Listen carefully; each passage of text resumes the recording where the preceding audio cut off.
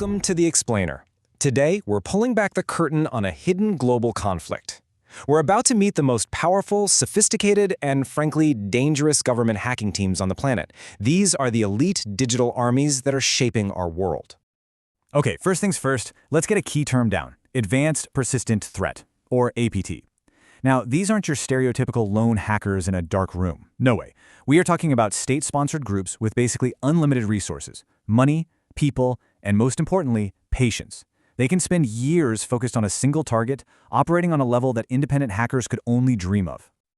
So, that begs the question, right? Who are these global cyberpowers? Well, we're about to count down the top 7, and we're going to expose their signature methods, their core motivations, and some of their most unbelievable operations. Let's get into it. Kicking off our list, we're starting with two nations that really wield their cyber power as a weapon of crime and chaos, using digital tools to fund their regimes and seriously disrupt their rivals.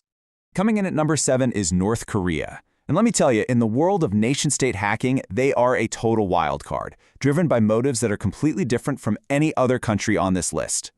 So their cyber operations are run by these elite units inside their intelligence agency, the Reconnaissance General Bureau. The hacking division itself is called Bureau 121, and its most famous subgroup is the one you've probably heard of, the notorious Lazarus Group. And this gets us to North Korea's totally unique motivation. They are the only country on our list that hacks almost exclusively for direct financial profit. For them, cybercrime isn't just a side hustle for espionage, it's a primary source of income for the entire state. Their 2016 attack on the Bangladesh bank is the perfect example of this. The Lazarus Group tried to steal a mind-boggling $1 billion. A simple typo in their instructions actually stopped the full transfer, but they still got away with $80 million, pulling off what is literally the largest bank heist in history. All right, let's move on to number 6, where we find another nation known for some really disruptive tactics. At this spot is Iran, a country that has developed its cyber capabilities at a pretty alarming rate over the last decade. Now, it's widely believed their attacks are carried out by the intelligence unit of their military, the Islamic Revolutionary Guard Corps, or IRGC. They also tend to operate through proxy groups, like the Iranian Cyber Army, which gives the government a nice little layer of plausible deniability. You see, Iran's focus is often on pure disruption, not necessarily theft. This was on full display in their devastating 2012 attack on the oil giant Saudi Aramco. They just unleashed a virus that completely wiped 30,000 of the company's computers, paralyzing a huge geopolitical rival. Okay, so now we shift gears a bit. We're moving from disruption to good old-fashioned espionage. Our next two nations are historic powerhouses in traditional intelligence gathering, and they've adapted those skills to become really formidable forces in the digital age. At number 5 is the United Kingdom, a nation with a legendary history in signals intelligence that goes all the way back to the early 20th century. The UK's main cyber force is GCHQ, or the Government Communications Headquarters, and they work very closely with their allies in the Five Eyes intelligence sharing network, which also includes the US, Canada, Australia, and New Zealand. And GCHQ's history is really the key to its power today. It's the direct successor to the legendary codebreakers of Bletchley Park. Yep, the very same organization that cracked the unbreakable Enigma code in World War II now applies that same legacy to modern digital encryption and surveillance. In our number 4 spot, we've got Israel. And hey, this isn't just an outside assessment. Israel's own prime minister has declared their goal was to become a top 5 global cyber power, and he's pretty confident in saying they've achieved it. So what's their secret? Well, Israel's elite hacking force is the legendary Unit 8200.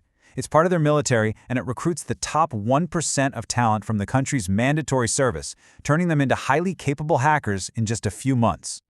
There's a story from a former member that just perfectly illustrates their ingenuity. So he was given an impossible mission, decrypt a massive amount of data from a hostile nation. The problem was, the task required more computing power than Israel even had. So what did he do? This is the brilliant part. He didn't just hack his target. He first hacked into the systems of 2 other hostile nations, hijacked their processing power, and then secretly used their own computers to break the encryption of his original target. I mean, that is just an incredible display of three-dimensional thinking. We're now entering the top tier, the heavy hitters, the global superpowers. Our next 2 countries operate on a massive scale, and they're defined by colossal data theft and a real intent to destabilize their adversaries on a global stage. Now, What's really crucial to understand here is the fundamental difference in their strategies. While they're both highly aggressive, they have very distinct goals. China's primary focus is theft of data, of secrets, of intellectual property. Russia, on the other hand, often just aims to sow chaos and disruption. At number 3, we have China. Their state-sponsored hackers have been behind some of the largest and most significant data breaches in modern history. The sheer scale of their operations is just staggering. They were behind the Equifax breach, stealing the credit histories of 147 million Americans. They stole the sensitive personal records of 22 million U.S. government employees from the OPM, and they took the data of 500 million guests from the Marriott hotel chain. Their goal is just mass information collection. Our runner-up at number 2 is Russia. And while they also engage in espionage, they have truly mastered the art of digital disruption and information warfare.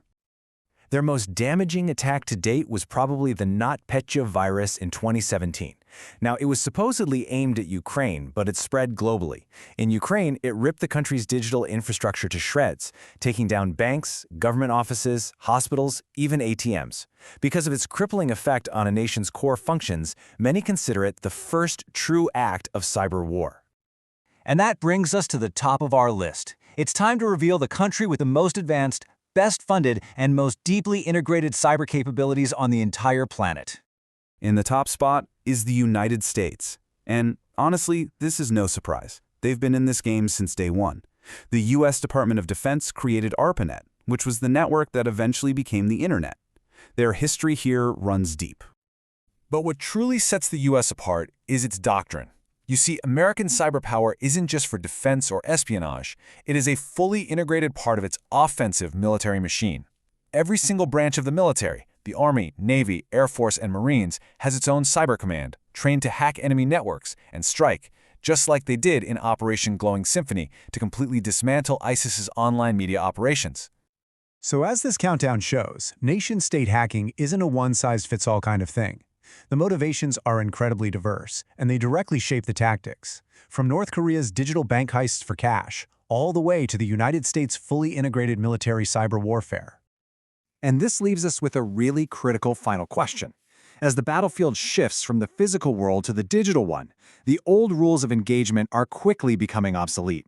In this new domain of conflict, the most important question is, who gets to write the new rules of war?